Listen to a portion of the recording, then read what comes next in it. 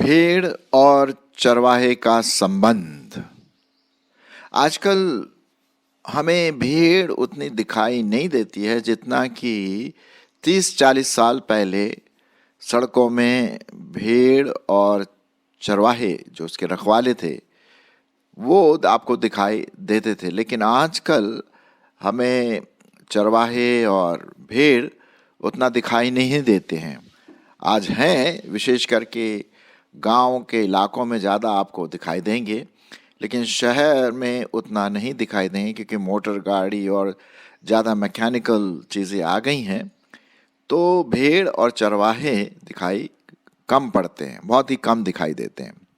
और यदि आपने कभी भेड़ देखा होगा तो बहुत सॉफ्ट, कोमल और बहुत प्यारी भेड़ होती हैं।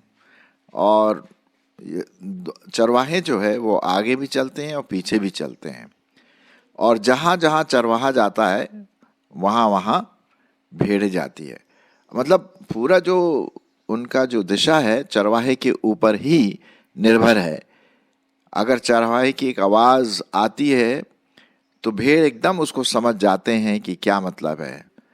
एक पर्टिकुलर आवाज़ मैं तो खैर निकाल नहीं सकता, वो तो सिर्फ जो चरवाहे हैं वही जानते हैं। मतलब एक संबंध है भेड़ और चरवाहे के बीच में। और जैसे कि आप इस पिक्चर में भी देख रहे हैं कि प्रभु यीशु मसीह हमारा चरवाहा है और हम उसकी भेड़ हैं, और उसी के बारे में आज मैं कुछ बातें आपके सामने रखने की कोशिश करूंगा। सबसे पहले मैं एक पद पढ़ना मांगता हूं बाइबल में से, और पाया जाता है मत्ती उसका 9 अध्याय और उसका 36 पद। 9 और उसका 36 पद। यहाँ पर हम देखते हैं कि जब प्रभु यीशु मसीह ने भीड़ की ओर अपनी नज़र दौड़ाई तो उन पर एक तरह से तरस सा खाया, दया आई। क्यों? क्योंकि ऐसा उनको दिखाई दिया कि वो भीड़ है, ये वो भीड़ है, ये वो भेड़ है जिनका कोई चरवाहा नहीं है। सब इधर उधर अपनी दिशाओं में अपने विचार अनुसार इधर उधर जा रहे हैं। चलिए मैं आपके लिए पढ़ देता हूँ मत्ती उसका 9 अध्याय और 36 पद। जब उसने भीड़ को देखा तो उसको लोगों पर तरस आया, क्योंकि वे उन भेड़ों के समान जिनका कोई चरवाहा न हो व्याकुल और भटके हुए से थे। आप अच्छी तरह से जानते हैं कि अगर चरवाहा ना हो तो भेड़ का जो दिशा करने वाला, अगुवाई करने वाला कोई नहीं होगा, और वे इधर उधर तितर बितर हो जाती है और अपनी इच्छा से, अपनी मंशा से इधर उधर भाग जाती है। क्यों? क्योंकि उनका कोई चरवाहा, कोई गाइड करने वाला उनके साथ नहीं होता है।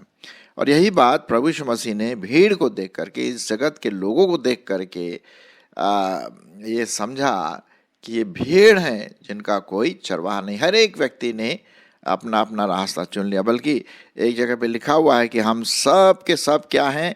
भेड़ों के समान भटके हुए हैं, और हम सबों ने अपना अपना रास्ता चुन लिया है। किसी को कोई कुछ पसंद है तो किसी को और पसंद है, और इस प्रकार से अपनी मंशा के अनुसार वो भेड़ या हम लोग चलने वाले बन जाते हैं। और इसीलिए प्रभु यीशु मसीह को इन लोगों पर बहुत ही तरस आया। और इसको बात में ध्यान में रखते हुए प्रभु यीशु मसीह ने एक बात कही जो मैं आपके सामने रखना मांगता हूँ कि इनको एक शेपर्ड की ज़रूरत है, इनको एक रखवाली की ज़रूरत है, इनको एक चरवाहे की ज़रूरत है। और तब उन्होंने लोगों से ये बात कही। मैं आपके लिए पढ़ूंगा इससे संबंधित यूहन्ना उसका 10 अध्याय, यूहन्ना उसका 10 अध्याय और 11 से 18 पद। चलिए देखते हैं क्या लिखा हुआ है परमेश्वर के वचन में। यूहन्ना उसका 10वां अध्याय और उसका 11 पद से 18 पद। फिर और भी बाइबल के वचनों को हम देखेंगे जो संबंध भेड़ और चरवाहे के बीच में होता है। यहाँ पर लिखा हुआ है 11वें पद से, अच्छा चरवाहा मैं हूँ, अच्छा चरवाहा मैं हूँ। अच्छा चरवाहा भेड़ों के लिए अपना प्राण देता है। मजदूर जो न चरवाहा है और न भेड़ों का मालिक भेड़िए को आते देख भेड़ों को छोड़कर भाग जाता है और भेड़िया उन्हें पकड़ता और तितर बितर कर देता है। वह इसलिए भाग जाता है कि वो मजदूर है और उसको भेड़ों की चिंता नहीं। अच्छा चरवाहा मैं हूं, मैं अपनी भेड़ों को जानता हूं और मेरी और भी भेड़ें मुझे जानती हैं और मेरी भेड़ें भी मुझे जानती हैं। जिस तरह पिता मुझे जानता है और मैं पिता को जानता हूँ और मैं भेड़ों के लिए अपना प्राण देता हूँ, और मेरी और भी भेड़ें हैं जो इस भेड़शाला की नहीं, मुझे उनका भी लाना आवश्यक है। वे मेरा शब्द सुनेंगी, तब एक ही झुंड और एक ही चरवाहा होगा। पिता इसलिए मुझसे प्रेम रखता है कि मैं अपना प्राण देता हूँ कि उसे फिर लाऊं। तो यहाँ पर हम देखते हैं कि उस प्रभु यीशु मसीह ने जब लोगों की ओर देखा, भीड़ की ओर देखा, वे तितर बितर बिना किसी दशा और दिशा के वे इधर उधर जा रहे थे, अपनी अपनी मर्जी को पूरा कर रहे थे। ऐसा लग रहा था कोई उनका कोई गाइड करने वाला नहीं, उनका कोई रखवाला नहीं है, उनका कोई बॉस नहीं है, उनका कोई चरवाहा नहीं है जो उनको गाइड करे, सही रास्ता बताए। और ये बिल्कुल सही बात है कि हम सब क्या है, भेड़ों के समान भटक गए हैं और हर एक ने अपना अपना रास्ता चुन लिया। इसीलिए प्रभु यीशु मसीह यहाँ पर कहते हैं कि अच्छा चरवाहा मैं हूँ। इसका मतलब बुरा चरवाहा भी जो मजदूर के समान होते हैं, उनको भेड़ों की चिंता नहीं होती, अपनी जान की चिंता होती है, जैसे मैंने अभी आपके सामने पढ़ा। लेकिन ये वाला जो चरवाहा है प्रभु यीशु मसीह, वो प्राण देने तक के लिए तैयार रहता है। इनफैक्ट अगर आप और आगे कहानी पढ़ें तो लिखा हुआ है कि एक जब 99 भेड़ 100 भेड़ होती, उसमें से अगर एक खो जाए तो वो चरवाहा 99 भेड़ों को छोड़ करके उसे एक भेड़ की खोज में रहता है, कहाँ है वो छोटा मेमना, चाहे उसको अपनी जान भी देना पड़े। मतलब इतना प्रेम वो मानव जाति से, जो भेड़ के समान है, भेड़ का प्रतीक है, वैसा वो यहाँ पर हम देखते हैं कि अपनी प्राण भी दिया, प्राण दिया। प्रभु यीशु मसीह ने अपना बलिदान किया, हम सब जो भेड़ों के समान भटके हुए थे। ये तो पक्की बात है। अच्छा, एक और चीज हम देखते हैं यहाँ पर, मत्ती उसका 11 अध्याय और उसका 28 पद। मत्ती उसका 11 अध्याय और उसका 28 पद। यहाँ पर इस प्रकार से लिखा हुआ है, हे सब परिश्रम करने वालों और बोझ से दबे हुए लोगों, मेरे पास आओ, मैं तुम्हें विश्राम दूंगा। मेरा जुआ अपने ऊपर उठा लो और मुझसे सीखो, मैं नम्र और मन में दीन हूं और तुम अपने मन में विश्राम पाओगे।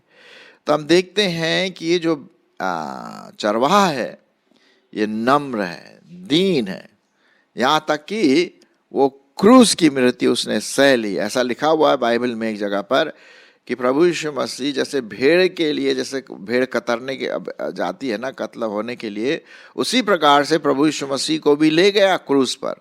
उन्होंने कुछ शब्द नहीं कहा, भी नहीं कहा, और वो बलिदान देने के लिए तैयार हो गए हमारे लिए और आपके लिए। तो ये चरवाहा जो है प्राण दिया, अपना बलिदान किया, और ऑफ कोर्स हम जानते हैं कि वो तीसरे दिन मुर्दों में से जीवित भी हो गए हैं। तो ये तो हुई चरवाहे और जो भेड़ है उनके जो संबंध है एक दूसरे के प्रति। अब इसी को ध्यान में रखते हुए कुछ और पदों को आपके सामने रखना मांगता हूं, जो गहरा संबंध भेड़ और चरवाहे के बीच में होता है। उदाहरण के रूप में मैं पढ़ूंगा भजन संहिता उसका 100 अध्याय, भजन संहिता उसका 100 अध्याय और उसका 3 पद। क्या लिखा हुआ है? निश्चय जानो कि यहोवा ही परमेश्वर है, उसी ने हमको बनाया और हम उसी के हैं, हम उसकी प्रजा और उसकी चराई की भेड़ें हैं। वही बात आ गई ना, यहाँ पर मैंने बताया था आपको बाइबल के वचन के अनुसार कि हम उसकी प्रजा हैं, उसके लोग हैं, उसके प्रेमी लोग हैं और उसकी चराई की भेड़ें हैं।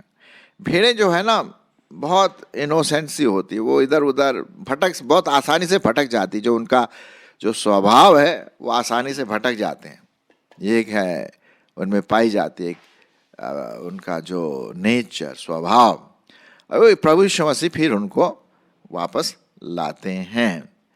अब आइए जो बहुत ही जाना पहचाना भजन संहिता है, जो शायद आपको भी पता होगा और आपने शायद याद भी किया होगा और आप कुछ समझ भी गए होंगे मेरा इशारा कहाँ पर है। भजन संहिता उसका 23 अध्याय, ठीक है, भजन संहिता उसका 23 अध्याय में आपके लिए पढ़ता हूँ। और ये जो चित्र आपके सामने स्लाइड के रूप में दिया है कुछ ऐसा ही है, जो मत्ती उसका हम देखते हैं 9 अध्याय और 36 पद, फिर यूहन्ना 10 अध्याय 11 से 17 पद, और अब भजन संहिता 23 अध्याय। यहोवा मेरा चरवाहा है, मुझे कुछ घटी न होगी। वह मुझे हरी हरी चराइयों में बैठाता है, वह मुझे सुखदाई जल के झरने के पास ले चलता है। वह मेरे जी में जी ले आता है, धर्म के मार्गों में वह अपने नाम के निमित्त मेरी अगुवाई करता है। चाहे मैं घोर अंधकार से भरी हुई तराई में होकर चलूं तो भी हानि से न डरूंगा, क्योंकि तू मेरे साथ रहता है। तेरे सोंटे और तेरी लाठी से मुझे शांति मिलती है। तू मेरे सताने वालों के सामने मेरे लिए मेज बिछाता है। तूने मेरे सिर पर तेल मला है, मेरा कटोरा उमड़ रहा है।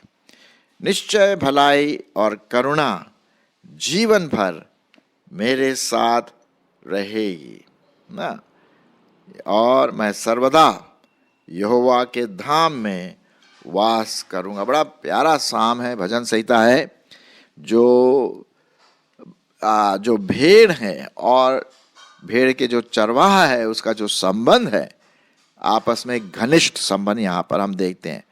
मेरा इशारा यहाँ पर विशेष करके 2, 3, 4 पद में क्या लिखा हुआ है, जब अगर यहोवा मेरा चरवाहा है ना, प्रभु यीशु मसीह मेरा चरवाहा है, तो मुझे किस बात की घटी है भाई? वो तो उद्धार करता है, वो हमारा सृष्टि करता है, हमारा बनाने वाला है, हमारी ज़रूरतों को पूरा करने वाला। जैसा चरवाहा है, वो चरवाहा क्या करता है भाई? भेड़ को अच्छी अच्छी चराइयों में ले चलता है। उसको चरवाहा देखता है कि उसको अच्छा खाना मिले, पौष्टिक खाना मिले, साफ पानी मिले, और थोड़ा इधर उधर उछलने के लिए, कूदने के लिए घास हो, बड़ा अच्छा फीलिंग उसको। वो चाहता है कि उसके भेड़ को मिले। लिखा हुआ है, वो मुझे हरी हरी चराइयों में बिठाता है, वो मुझे सुखदाई जल के झरने के पास ले चलता है। वो मेरे जी में जी ले आता है, धर्म के मार्ग में वो मेरी अगुवाई में अपने नाम के निमित्त मेरी अगुवाई करता है। अब चौथा पद जो है वो बहुत इंटरेस्टिंग है और वहीं पर हमारा ध्यान होगा। चाहे मैं घोर अंधकार से भरी हुई तराई में से होकर चलूं,